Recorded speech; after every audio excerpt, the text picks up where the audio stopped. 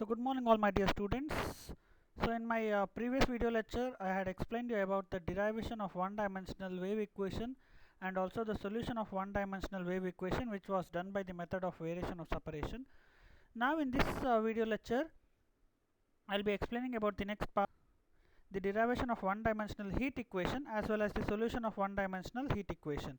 Okay, so before starting this derivation I want to tell you something, my dear students. The derivation of normally what we do is this derivations of heat or wave, I'm telling you only the derivation, is normally given to students to explain, as it contains lot of physics in this. Same way here, I had just asked few students whether they can do the derivation of one dimensional heat equation. So finally we had I had come with a student called as Ramakrishna, Mr. Ramakrishna from first year ISC D section, who has beautifully explained about the derivation of one dimensional heat equation. So I would like to thank Ramakrishna for explaining this one dimensional heat equation very beautifully. So in the next slide, whatever I show you, it will be the voice of Ramakrishna of first year D section, who has explained about the derivation of one dimensional heat equation. So here it goes. Good morning guys. In this video lecture I will be covering a topic from module 3, partial differential equation, and the topic covered here is the derivation of one dimensional heat equation. So let's begin.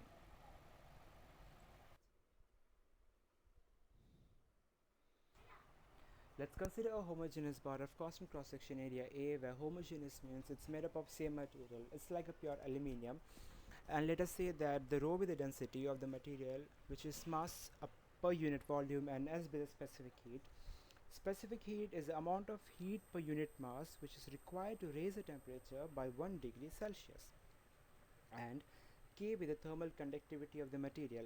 Now thermal conductivity refers to the amount or the speed of heat transmitted throughout a material. Let the side be insulated so that the streamlines of the heat flow are parallel and perpendicular to the area A.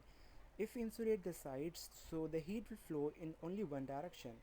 Now let us consider that the heat flowing inside the rod bar or the bar be in one direction, and that is from left to the right side, and let the one end of the bar be taken as an origin O, and the direction of the heat flow be taken as a positive x-axis, which along x-axis. Okay,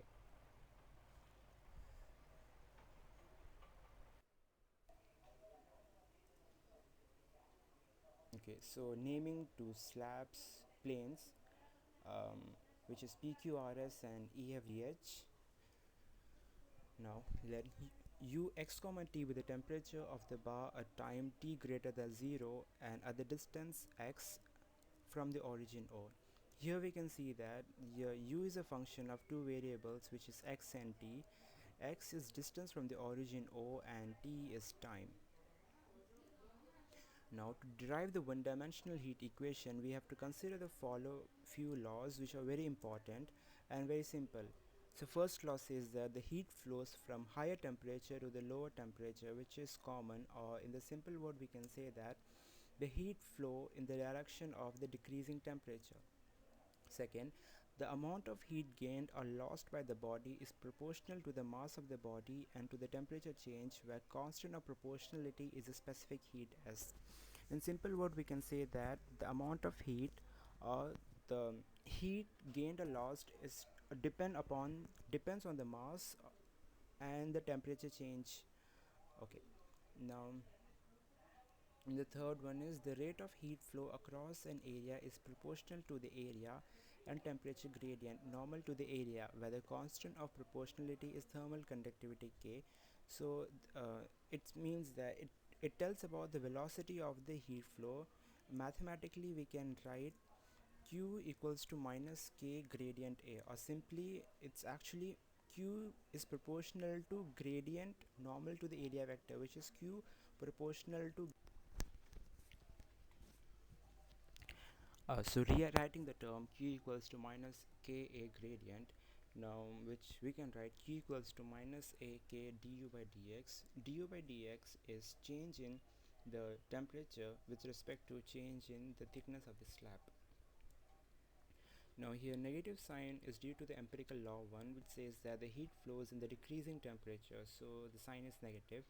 And K is constant of proportionality, thermal conductivity, and A is the area across the slab, and dx is the thickness of the slab, and du is the difference in the temperature. Now let's consider the element of bar between the planes PQRS and EFGH. We can see in the figure there are two planes PQRS and EFGH. If PQRS be at the distance of x and EFGH be at the distance of x plus delta x.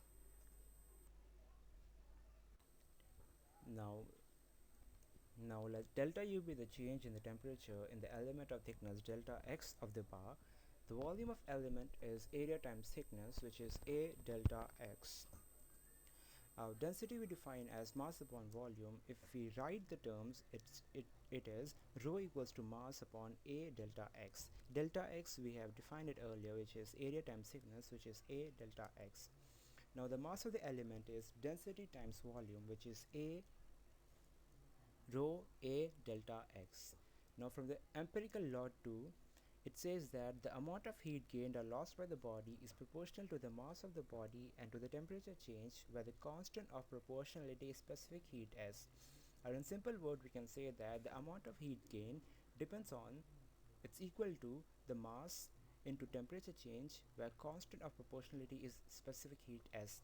If we rewrite the terms in mathematical equation or in mathematical term, we will get the quantity of heat is equal to mass times temperature change into S, which is specific heat, or which is S rho A delta x and delta, which is the same thing here. Now hence the rate of increase of heat in the slab is the change in the heat. Rate of increase of heat or change in heat is delta Q, which is equal to S rho A delta x into delta U by delta T. Delta U by delta T, it's because the temperature is also changing here. Mass remains constant, and the specific heat is also a constant, so here the temperature is changing, which is delta U by delta T. And if the Q1 is the rate of inflow of heat, which we can see in the figure, and if Q2 is the rate of outflow of heat for the slab element, as seen in the figure, okay, then delta Q1 equals to minus Ka du by dx at x, which is inward, and delta Q2 equals to minus Ka du by dx at x plus delta x, which is outward.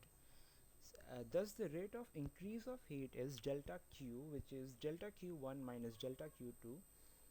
If we rewrite the terms of delta Q1 delta Q2, we will get minus Ka du by dx at x plus Ka du by dx at x plus delta x. Okay, so from equation 1 we get delta Q equals to SPA delta x into delta U by delta T, and from expression 2 we get delta Q equals to minus Ka du by dx at x plus Ka du by dx at x plus delta x. From the equation 1 and 2 we can write, since the left hand sides are equal, so we can rewrite the both as SPA delta x delta U by delta T equals to minus Ka du by dx at x plus Ka du by dx at x plus delta x. If we rearrange the term and taking Ka as common outside, and if we divide S rho A delta x in both the sides, we will get delta U by delta T equals to Ka divided by S rho A delta x, and within a bracket delta U du by dx at x plus delta x minus du by dx at x. Okay, so it's the same thing, and if we separate K by S rho and du by dx x plus delta x minus du by dx x whole divided by delta dou U by dou T equals to K upon S rho into du by dx at x plus delta x minus du by dx at x divided by dou x. And if we take dou x, which is tending to 0, and that's if we apply limit dou x tends to 0, then the RHS of the above equation becomes. So in this equation we are taking limit delta x or dou x which is tending to 0. So by the definition of normal derivative, we will get dou u by dou t equals to k upon s rho which is into dou by dou x into dou u by dou x, which is nothing but a second partial derivative, which is dou u by dou t equals to k upon s rho into dou square u by dou x square. So if we take c square equals to k by s rho, we will have our equation, which is required equation, which is dou u by dou t equals to c square dou square u. So finally we got the expression for a heat equation, which is dou u by dou t equals to c square dou square u by dou x square. This is the derivation of one-dimensional heat equation, which is very important in other practical fields. And that's it. Thank you. I hope you understand the video.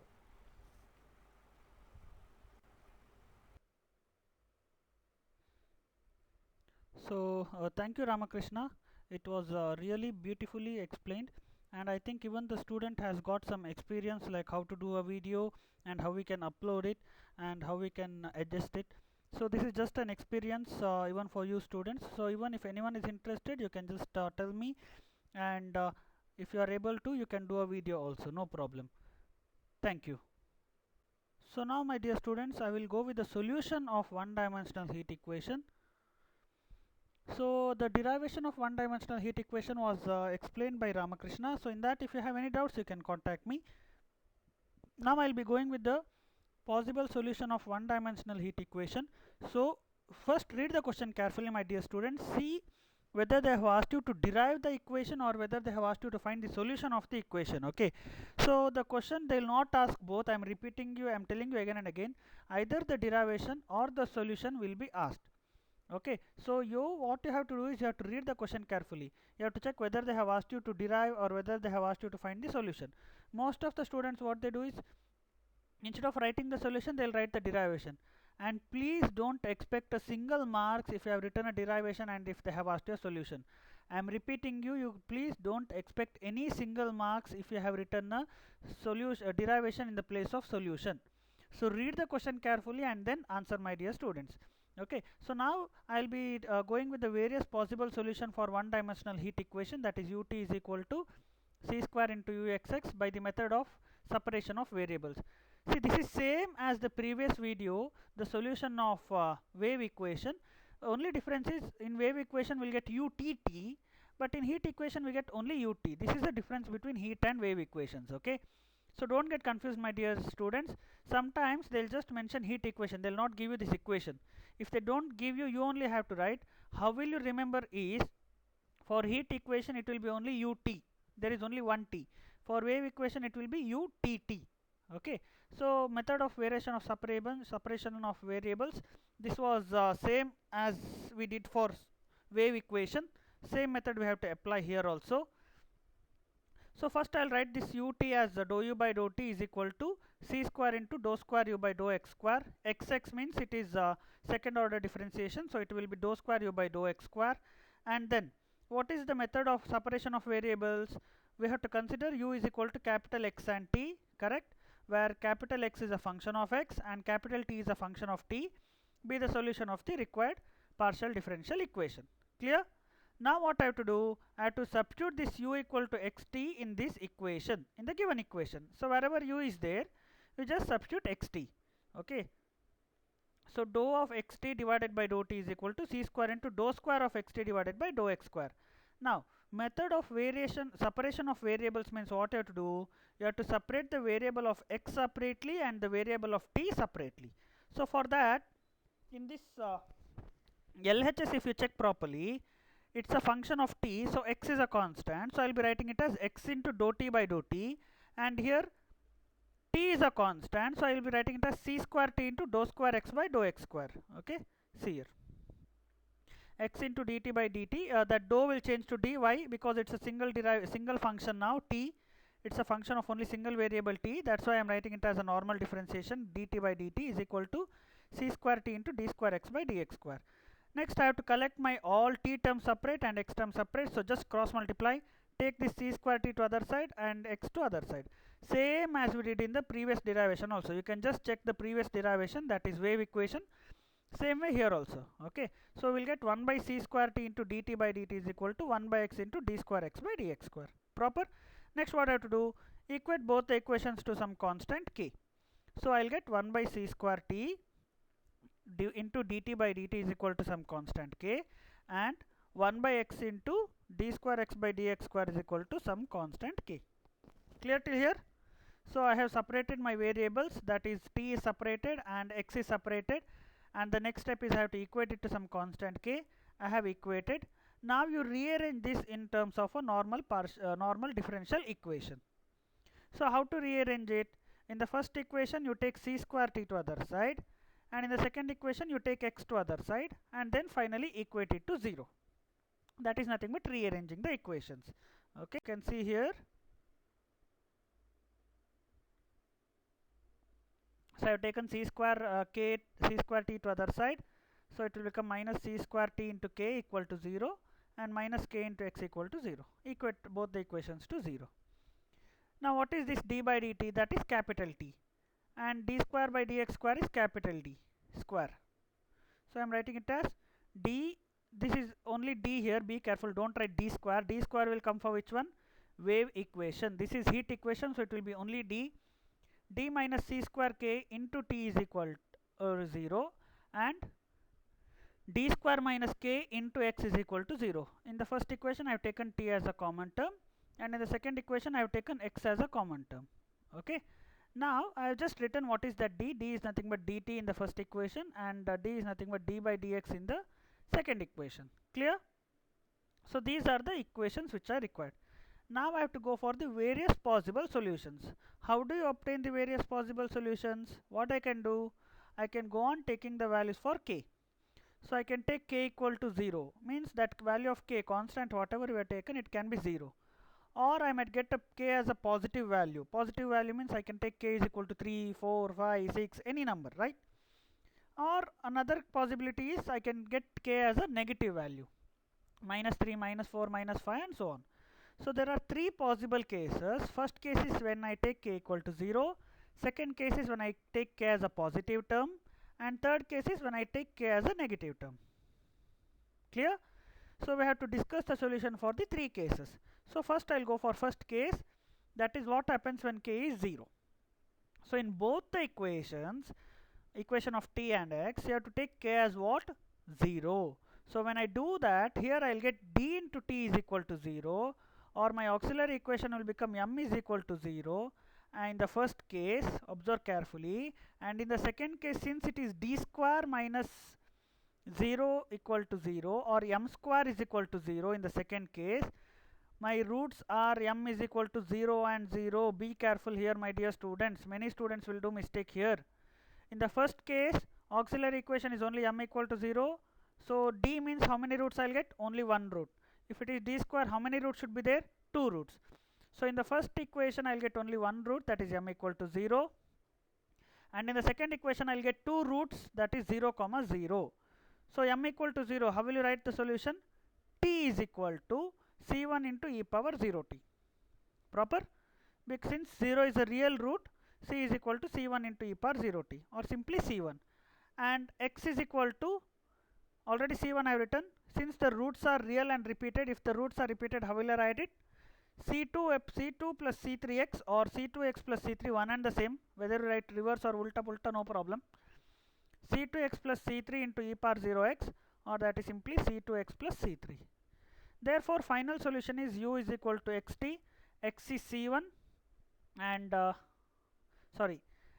t is c1 and x is c2x plus c3. That is the solution in first case. First case means when k equal to 0. Are you clear with the first case? So what I have to do, my dear students? In the first case, when I take k equal to 0, make sure that you take k equal to 0 in both the equations. Which two equations?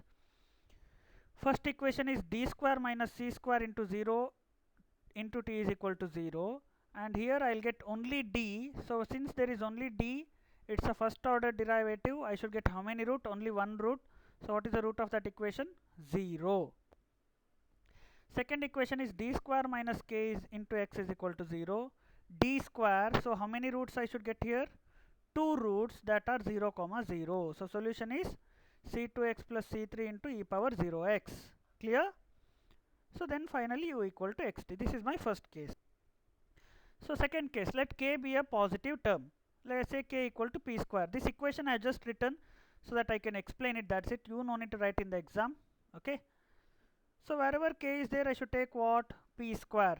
Remember one thing, my dear students. Whenever it is d here, I should get only one root. If it is d square, I'll get two roots. If it is d cube, I'll get three roots. Okay. So first what you do? You substitute k as plus p square in both the equations. So when I do that in the first equation, my auxiliary equation will be d is m minus c square into, in the place of k, p square equal to 0. And second equation will be, in the place of d I have to take m, auxiliary equation, m square minus p square equal to 0. Okay. Now in the first case, what will be the root? M is equal to, if I take this minus sign to other side, what it will become? It will become plus. So m is equal to simply c square p square. In the second case, if I take this minus p square to other side, what it will become? M square is equal to p square. Or what will I get? M is equal to plus or minus p. Did I get two roots here? Yes. Which are those two? One is plus p and one more is minus p. Okay. So I got the two roots for the equation. Now how will you write the solution for the first case? It's only one root. So it's a real root. So t, first case is t. T is equal to c1 dash. Why did I take dash? Because c1 I have taken in that first case. So I am taking c1 dash here. C1 dash into e power whatever is there here, c square p square into t, and here in the second case plus or minus p. So that is a term of x, variable of x. X is equal to c2 dash into e power plus px plus c3 dash into e to the power minus px. Okay, clear? So therefore finally what you have to do? Finally we have to write, therefore the solution of the PD is given by u equal to xt. So that is equal to c1 dash into e power c square p square t into c2 dash into e power px plus c3 dash into e power minus px. Clear? Okay. Then finally we have to go for third case. Which may be the third case? Say k is a negative. Means we have to take k is equal to minus p square. That will be your last case. Okay. Say k is a negative term, that is k is equal to minus p square. You have to take k as minus p square in both the equations. And remember my dear students, in the first equation it is only d, so I'll get only one root, and in the second equation it is d square, so I'll be getting two roots. Okay. So when I substitute in the first case, I'll get my auxiliary equation as d, I have taken it as m. In the place of k, what I should take? In the place of k I should take minus p square. So minus into minus, it will become plus here. C square as it is. In the place of k, p square. So m plus c square p square is equal to 0. And in the second case, I'll get, in the place of d, m square. In the place of k, minus p square. So minus into minus will be plus into p square is equal to 0. Okay. Then what will be the roots here in this case? If I take plus to other side, what it will become? It will just become minus. So here we'll get m is equal to minus c square p square. This is a real root, my dear students. Observe this carefully. It is not m square here, it is only m. So m is equal to minus c square p square, which is a real root. But if you check your second equation, that is m square plus p square equal to 0, I'll get m square is equal to minus p square, or m is equal to what I'll get? Plus or minus ip. This is a imaginary root. So please be careful here in this third case. Many students, they will write here m square is equal to minus c square p square, gone. Okay. So please don't mistake here. In first case, since it is m, we'll get a real root, that is minus c square p square.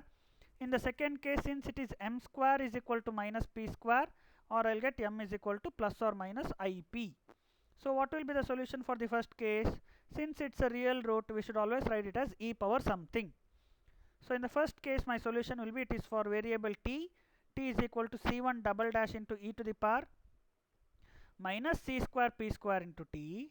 And in my second case, it's a imaginary root and variable is x here. So x is equal to c2 double dash into cos px plus c3 double dash into sin px. Okay, since it's an imaginary root, we have to write in terms of cos and sin. Are you clear with this point, my dear students? Please be careful.